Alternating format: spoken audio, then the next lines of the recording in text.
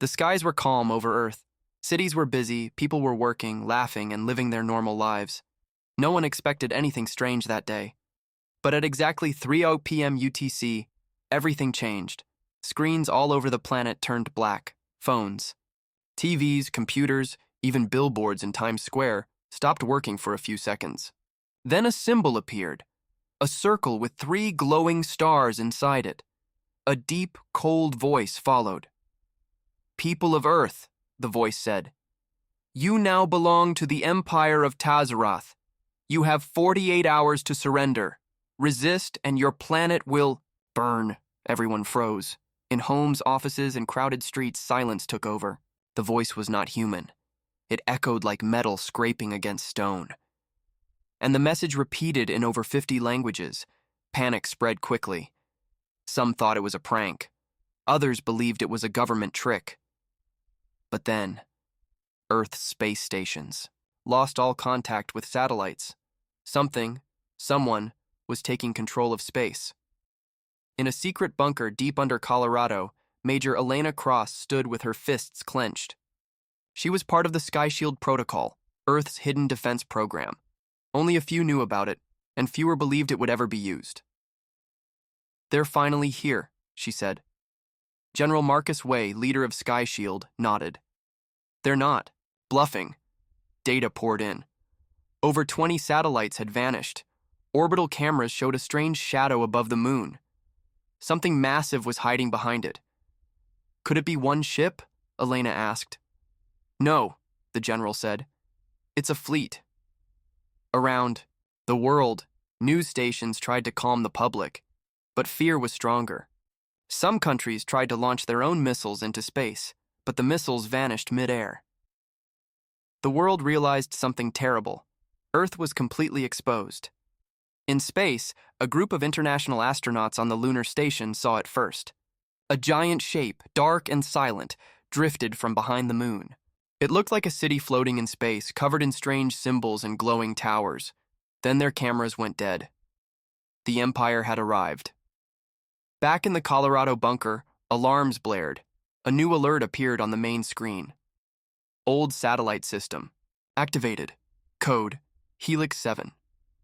"What the hell is Helix 7? Elena asked. General Way looked surprised. "That system was shut down 20 years ago. We didn't have power to run it." The satellite had fired something, an energy pulse, and a message followed. "This world is not yours. Leave or be erased." "That's not one of ours." The General whispered. Elena stared at the screen. "Then who is it?" The Empire's ships didn't respond, but they moved. They began to shift around Earth, slowly taking position like wolves surrounding prey. One smaller ship descended toward the atmosphere. Fighter jets were scrambled to intercept. 2 minutes later, all jets were gone. The ship didn't fire a single shot. It just floated, watched, and left. At the United Nations emergency meeting, world leaders argued about what to do. "We surrender? We can't win this," shouted one.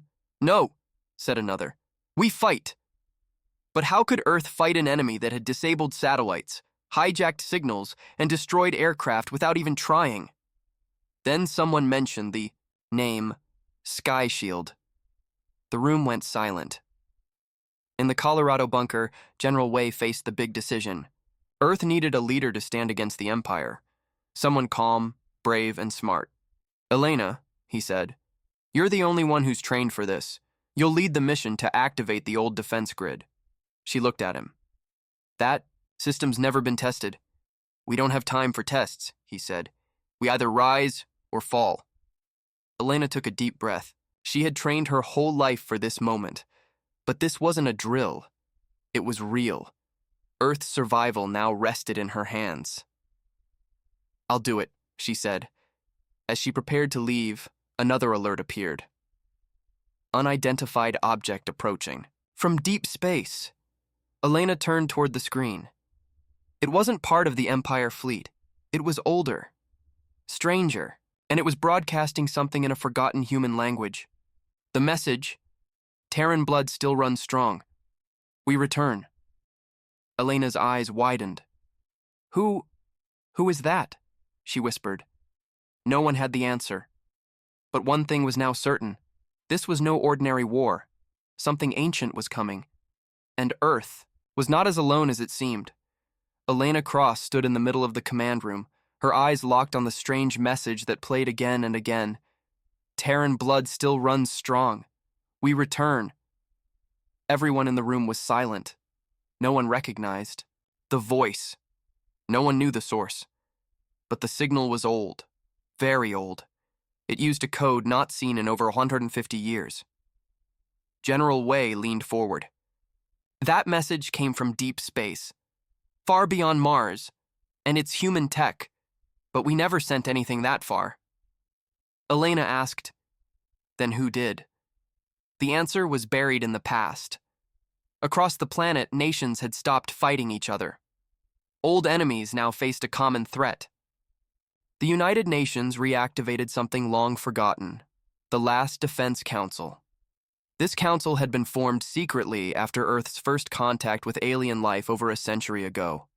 Not for peace, but for war, in case humanity was ever targeted, and now that time had come. Inside a hidden base beneath the Himalayas, the council met again. 12 men and women, leaders, generals, scientists, all sworn to secrecy long ago. Some thought they'd never be called again. They were wrong. General Wei arrived with Elena at the meeting. The room was built like a command ship, walls covered, in screens showing space activity, weapon systems, and unknown ship movements. Earth's defenses were shut down years ago to keep peace, said a tall woman from Japan. Now we must reactivate everything. Another man spoke. But if we fight, we risk destroying Earth itself. These aliens, they can wipe out cities with no warning. Elena stood up. We don't have a choice, she said.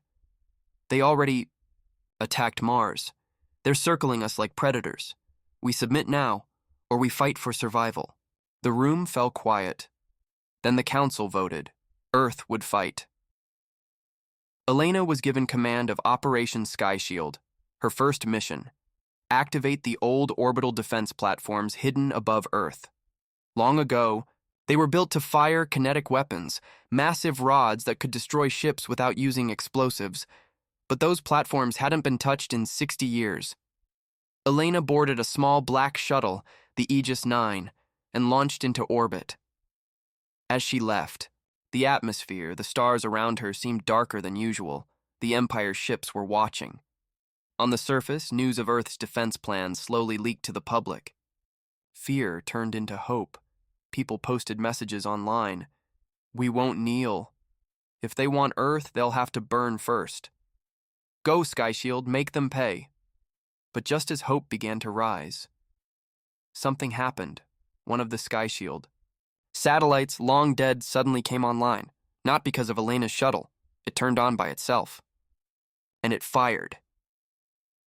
The kinetic rod launched at high speed toward space, striking something invisible near Earth's upper orbit. Moments later, a massive explosion flashed across the sky. Civilians saw it. They called it a starburst. Some even cheered, but inside the control room no one was cheering. That wasn't one of our targets, said Elena. We didn't fire that shot. General Wei responded on comms. Then who did? The explosion cleared, and a large piece of alien metal floated in orbit. The remains of a cloaked Empire scout ship. The Empire responded quickly. Within minutes, one of their cruisers moved from behind the moon. It hovered just outside Earth's reach. Then, for the first time, it spoke. A new message played. You were warned. Now you will suffer. Elena watched from orbit as the cruiser aimed a glowing weapon toward Earth. The energy built up. A red beam started to form. But then, the beam stopped. The ship froze mid-air, then powered down completely. Earth's command centers erupted in confusion. What happened? Was it a trick? Elena checked the satellite data.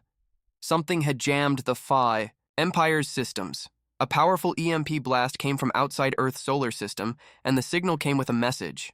Terran code accepted. Judgment AI awake. Back at the Defense Council, scientists decrypted the message. It led them to an ancient Terran vault, one hidden even from the Council. In it, they found a simple file. It was a blueprint for a hidden fleet, a ghost fleet, a final line of defense sent far away decades ago, powered by AI, sleeping, waiting, until now. General Wei looked at the stars. "They're not coming to help us," he said. Elena nodded.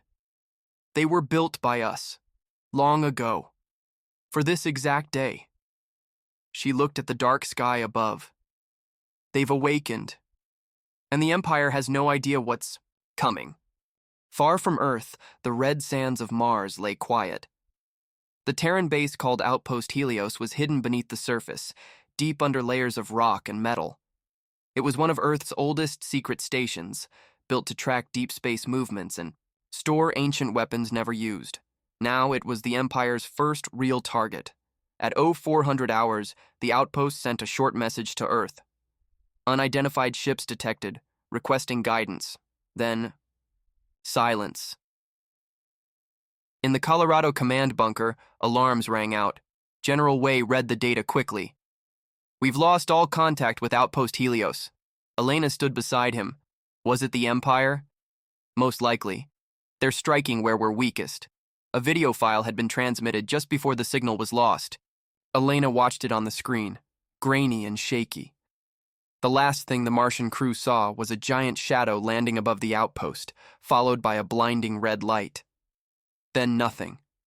The Empire had made its first move. World leaders were shaken. They had hoped Earth would have more time to prepare. In private, some argued again for surrender. "We don't even know what we're fighting," one leader whispered. "Their power is beyond anything we imagined." But the Defense Council stood firm. "We didn't start this war," Elena said, "but we'll finish it." She was right, but the enemy wasn't waiting. 12 hours after the Mars attack, Earth's deep space scanners picked up a strange signal. It was weak, but human. "Wait," said one technician. "It's coming from Mars." General Wei ordered the message opened immediately. A voice came through, crackling, broken, but clear. "This is Lieutenant Reese. Outpost Helios was attacked. We survived. We've taken one of their ships." The room exploded in disbelief. "They stole an Empire ship?" Elena asked, wide-eyed. "Yes," General Wei confirmed, "and they're sending data from inside it." The signal carried more than just a voice.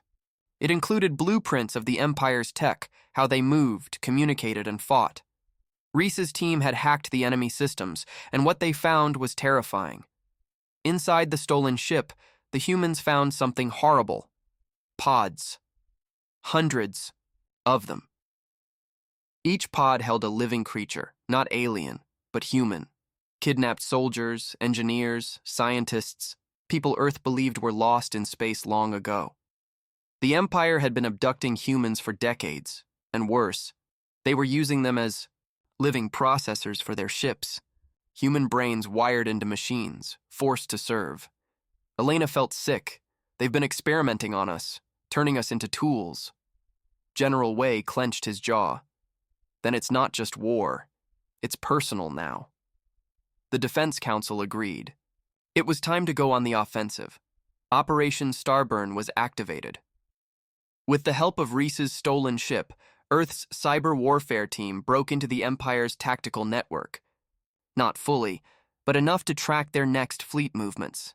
The enemy was preparing to strike Earth directly, but Earth would not wait to be attacked. Elena led the first real counterattack. 4 stealth cruisers launched from Earth, cloaked from sensors, using ancient Terran tech. Their goal: strike at the Empire's supply ships near Jupiter's orbit. The journey was dangerous. The mission was nearly suicide. But if successful, it would shake the Empire's control. On board the stealth ship Vanguard, Elena stood with her small team. They were nervous but ready. "Today," she told them, "we stop being prey." As they neared Jupiter, the team found 3 massive enemy freighters, each carrying fuel, weapons, and drone units. The humans moved fast and silent.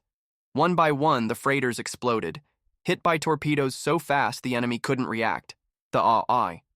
Empire fleet lost 40% of its fuel in one day. The attack was a success, but the humans didn't escape unnoticed. An enemy destroyer spotted Elena's ship and gave chase. For hours, they dodged fire, raced through asteroid fields, and fought to stay alive. Just as the destroyer locked onto fire, a new signal arrived, one that froze the Empire's ship in place. Then a massive energy blast hit it from deep space. Tearing it apart in seconds, Elena's crew was speechless. A new ship appeared in the dark. It wasn't Empire, and it wasn't one of Earth's. ID that vessel, Elena ordered. Her tech officer scanned quickly. It's not in our database. But it's using old Terran signal codes. A message played over comms. We are the Silence class, Warborn, sleepers awakened. Terra calls, we answer. Elena stared out the window. The stars weren't silent anymore. Humanity wasn't alone. And neither was the Empire. Because now, Earth's oldest weapons had started to wake up. Elena stood on the deck of the stealth ship Vanguard, staring at the mysterious warship that had just saved them. It drifted silently, painted black as night, with sharp wings and glowing blue engines. No one aboard had ever seen a ship like it, and yet, it was human. A second message came through. Silence class warship Oblivion, online, awaiting Terran. Command! Back on Earth, the Defense Council watched in disbelief as the feed streamed from Elena's ship. General Wei leaned forward. That ship, it's from Project Horizon, but that was shut down 100 years ago. No, whispered Dr. Khan, one of the last living scientists who worked on the project. It wasn't shut down. It was sent away, in case we ever faced extinction. The Oblivion was the first of a forgotten fleet, a fleet built in secret, a fleet powered by ancient AI and deep space reactors, a fleet Earth never expected to need until now. Elena's voice came through the comms. This ship, this Oblivion, it's asking for orders. What do we tell it? General Wei stood tall. Tell it Earth has returned to war. Tell it to hunt. Within minutes, Oblivion vanished into the black, not with noise, but with silence, speed, and power that shocked even Elena's hardened crew.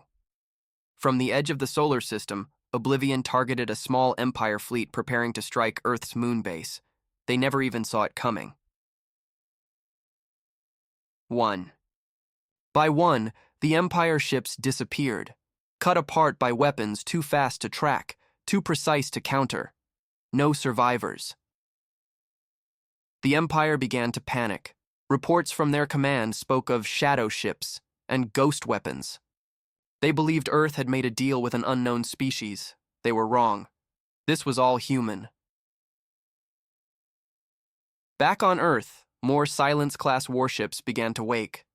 From asteroid belts, deep cryo-holds, hidden voids near Saturn and Neptune, ancient beacons flared to life. One after another, the fleet returned.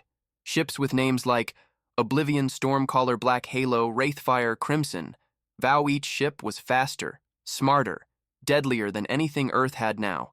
These weren't built to patrol. They were built to end. War's news of the awakened fleet spread fast across Earth. People who once feared the Empire now filled the streets with pride. Children painted Silence-class ships on walls.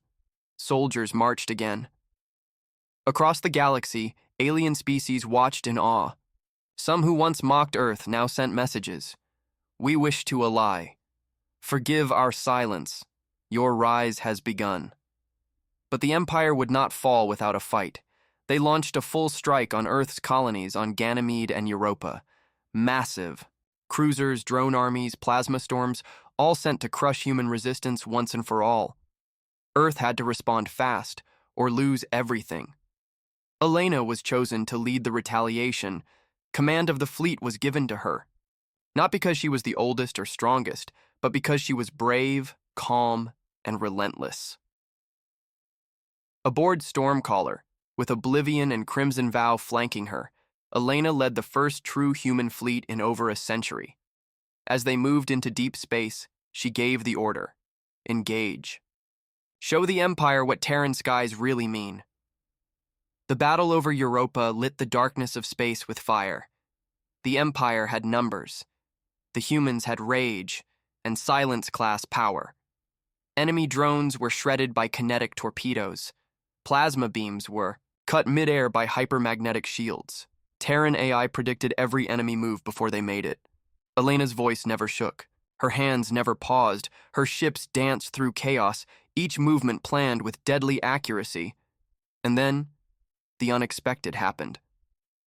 One of the enemy dreadnoughts began to retreat. That had never happened before. Empire ships didn't retreat. They only conquered, or burned. Elena's fleet didn't chase it. They didn't need to, because as the dreadnought fled, it sent a signal to its own people. Earth cannot be beaten. Their ghosts have returned. We must warn the Emperor. Back in the solar system, Earth's skies no longer felt weak.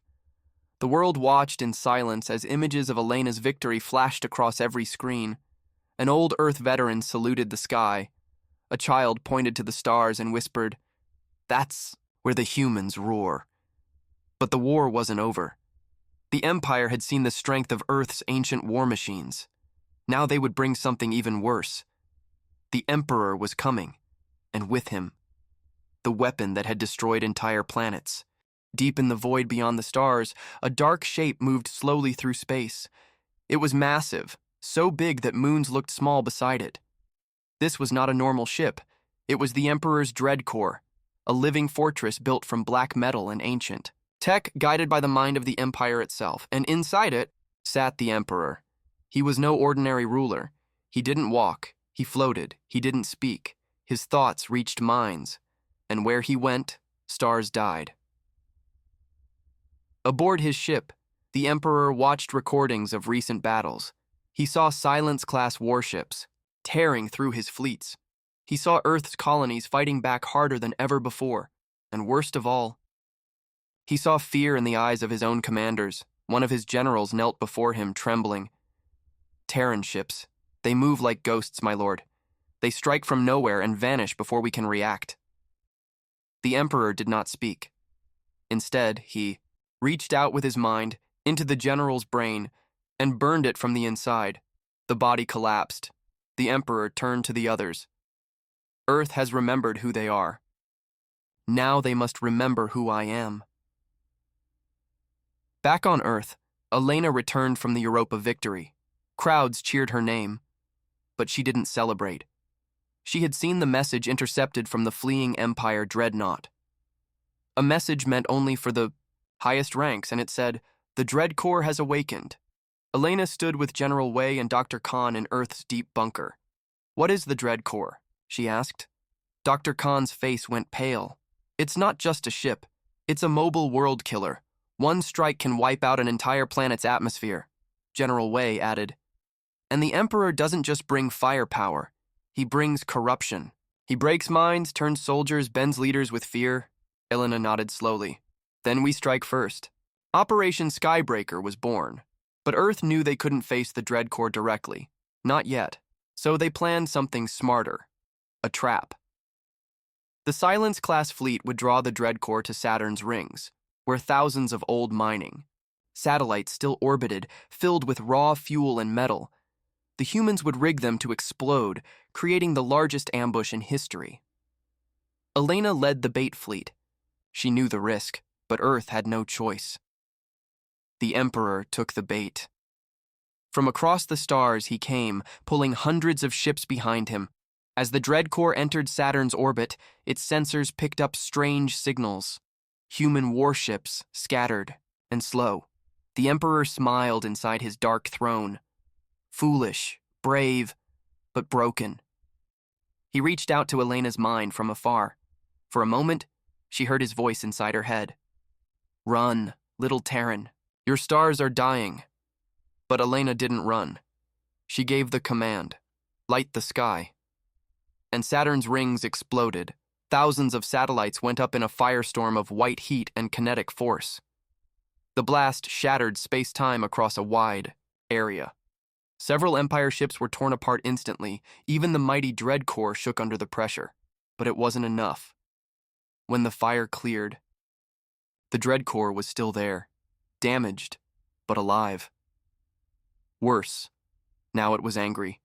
It charged its main cannon, a giant sphere on its front, glowing purple with crackling energy. Earth had minutes before it fired. Elena had one last move. She sent a signal. To the ship still hiding near Titan's dark side, "Now, fire the lance." From the shadows, the warship Wraithfire appeared. It carried Earth's final weapon, something never tested before. A Terran Star Lance. It fired a solid-core, light-speed spike, meant to pierce anything. It struck true. Straight through the dread cores. Lower hull. The Emperor's ship screamed. Not the metal, the ship itself screamed. The Emperor's mind had merged with it, and now it was bleeding. The dread core did not die, but it fled. The Emperor left, dragging his fleet with him. The first time in galactic history the dread core had retreated. Earth had won again. But the Tsar. Cost was rising. Silence. Class ships were damaged, many pilots were injured, and worst of all, Elena had collapsed after the battle. The Emperor's voice had gotten too deep inside her mind. Doctors tried to wake her, but her brain was burning with energy patterns no one understood, she whispered in her sleep. He's not done. He's coming to Earth. Back in the dark, in the far reaches of space, the Emperor stared at a glowing blue orb on his screen. Earth. His hands rose slowly. If fire cannot break them, I will bring the void. Earth knew the Emperor would return, and this time he would come with everything. No more testing, no more warnings. The final attack was coming, and Earth had little time left. General Wei stood in the underground command room, staring at the holographic display of Earth's defense grid. Red markers kept blinking, each one a spot where the Empire could strike. "We need more time," he said, but time was a luxury they no longer had. The dread core was on the move again, and it was heading straight for Earth. Elena was still unconscious, trapped in her mind, where the Emperor's voice whispered lies and fears, but her fleet, her crew, refused to give up. Commander Jules, Elena's second-in-command, stepped up. "We will defend Earth," he told the Council. "Even if we fall, we make them pay for every inch of our sky." Earth activated Protocol Redwall, the last defense plan designed during the Old War. It involved powerful rail cannons built into Earth's orbit, stealth mines across the atmosphere, ground-to-space plasma launchers, and most importantly, the ArcNet shield, an energy dome that covered the entire planet. But there was one problem. The ArcNet hadn't been tested in over 90 years. As the Emperor's fleet approached, dark clouds filled Earth's orbit. Not real clouds, metal clouds made of enemy drones and small fighters. They blocked sunlight, they jammed signals, they covered the planet like a disease. Then the Dreadcore arrived. Its massive shadow blocked the moon itself, and from within its black hull. The Emperor spoke again. His voice reached every human on Earth. "You had your chance to kneel. Now I will burn your skies, and when your screams go silent, I will erase your name from the stars." The first attack came fast. Plasma storms lit up Earth's upper atmosphere.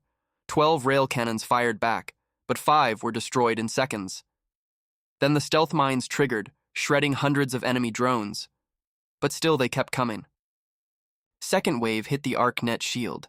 The dome held, but it flickered. In Earth's skies, flashes of blue and orange fire danced like lightning storms. Children watched from bunkers. Families prayed, soldiers waited, the line would not break. Above it all, Wraithfire and Crimson Vow fought side by side, spinning through fire to cover the weak points in the shield. Commander Jules yelled across comms, "Hold position, if the shield drops, Earth falls." Meanwhile, in the medical bay deep underground, Elena's body twitched, her heart raced. In her mind, the Emperor showed her burning cities, falling ships, lost friends. He wanted her to believe Earth was already dead. But Elena saw something else, something he didn't expect. She saw a young girl in a bunker holding her little brother's hand and whispering, "Don't be scared. The sky still protects us." That voice pulled Elena back. Her eyes opened. She gasped for breath, and then she stood up. Seconds later, the command center doors burst open. Elena walked in, still weak but standing tall. Everyone stared. She didn't wait. "Status report, Commander." Jules smiled in disbelief. "You're back." "Yes," she said. "And I'm angry." Elena returned to the flagship Stormcaller. Her voice echoed across the entire fleet. "You all know what's at stake. This is our line, our home, our planet. Let the stars remember today that when Earth was attacked, we stood and fought." The Empire launched its main weapon. The Dreadcore opened a rift above the North Pole, a black hole meant to swallow everything. But Elena had one final command: release the spear. From Earth's surface, deep below the Arctic ice, something ancient awakened. A secret weapon buried for centuries, the Terran Sky Spear. It rose with fire and thunder, shaped like a rocket but filled with anti-singularity tech. It shot straight into the rift and exploded inside it. The black hole collapsed. The skies cleared. The Emperor's face twisted in shock. His final weapon had failed. The human fleet pushed forward. Drones fell. Enemy ships cracked. Even the Dreadcore began to retreat again. But this time, Earth didn't let it go. Elena gave the order. "Chase them. Show them what Terran fire feels like." As Silence-class ships hunted the remains of the Emperor's fleet, Earth finally saw hope.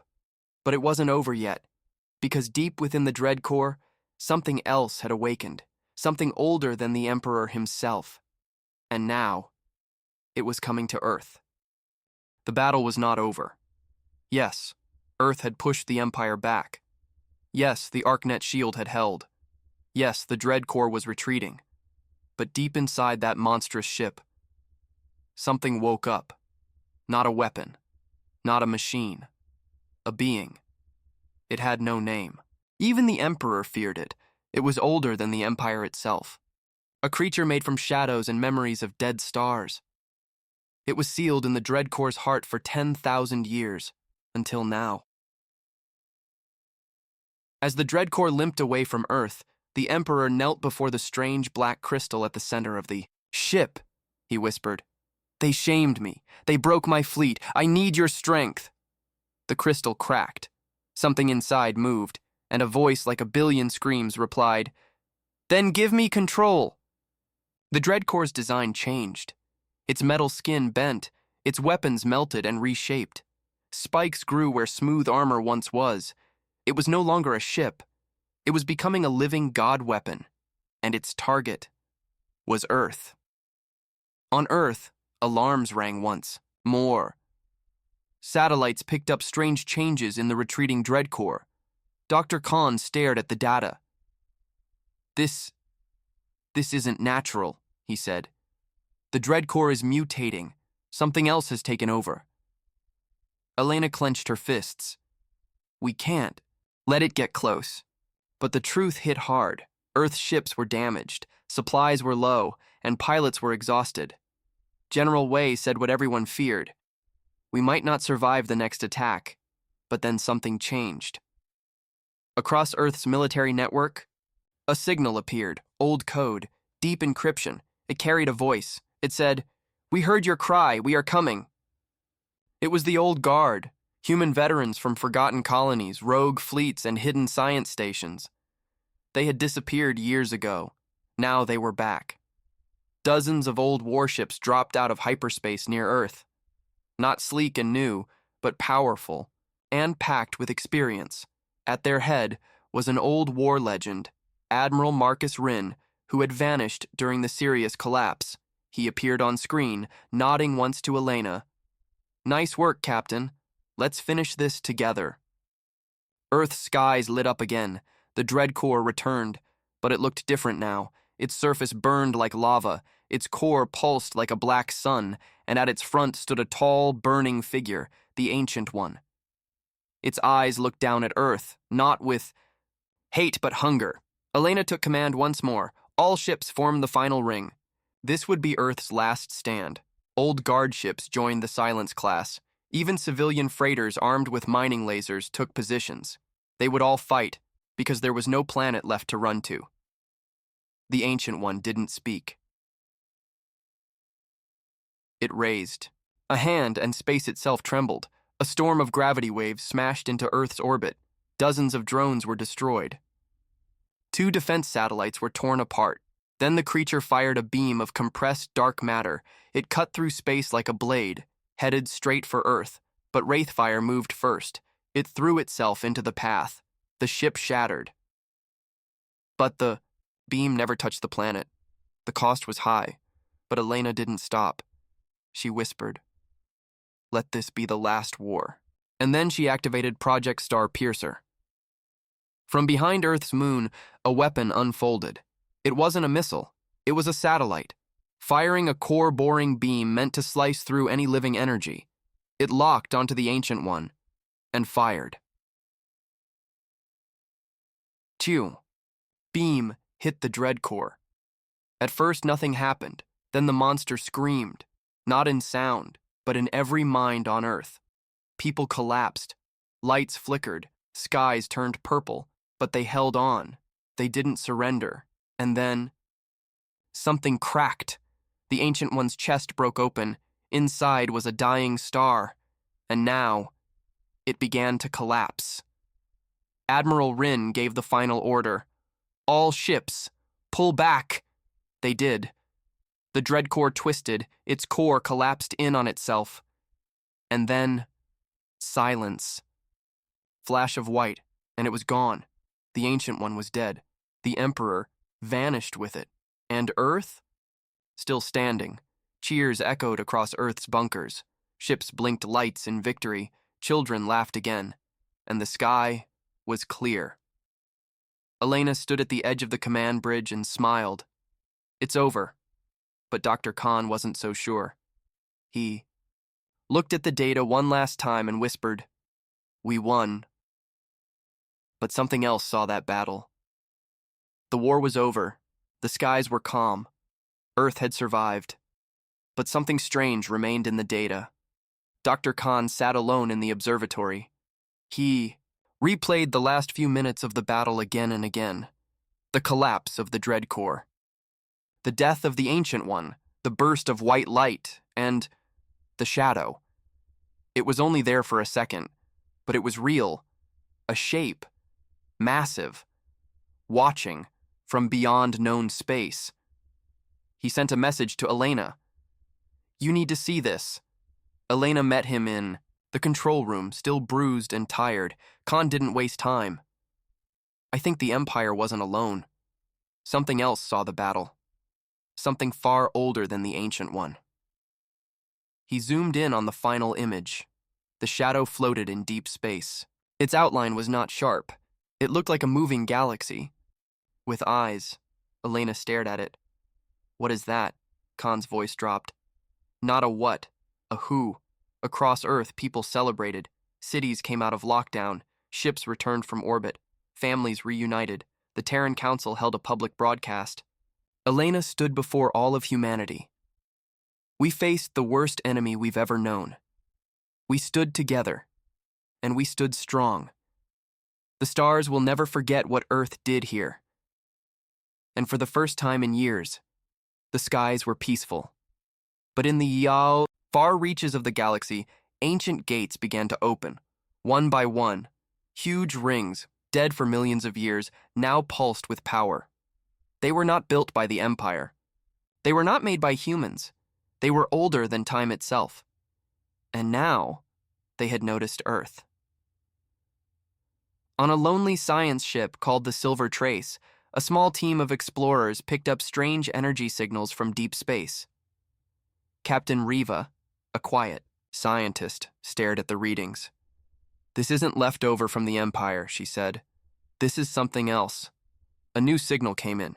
Not in words, not in sound, but in a pattern. It pulsed in threes. 3 notes, 3 flashes. Then it stopped.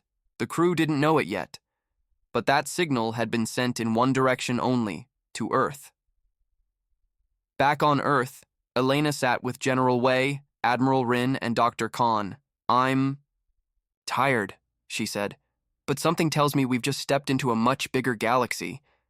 They all nodded. General Wei looked up. Earth has changed. We're no longer just survivors. We're a force the stars must now consider. Doctor, Khan added, the Empire thought they were gods, but they were children compared to what's out there.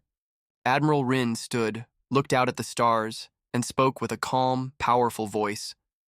Let them come. Earth is ready now. Later that night, children in every part of the planet looked at the stars, not in fear, but with wonder.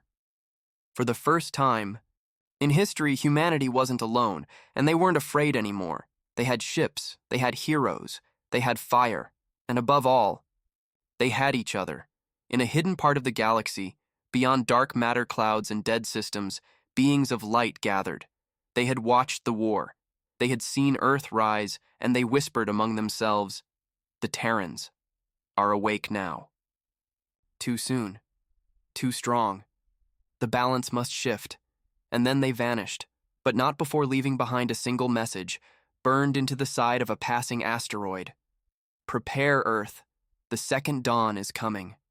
The end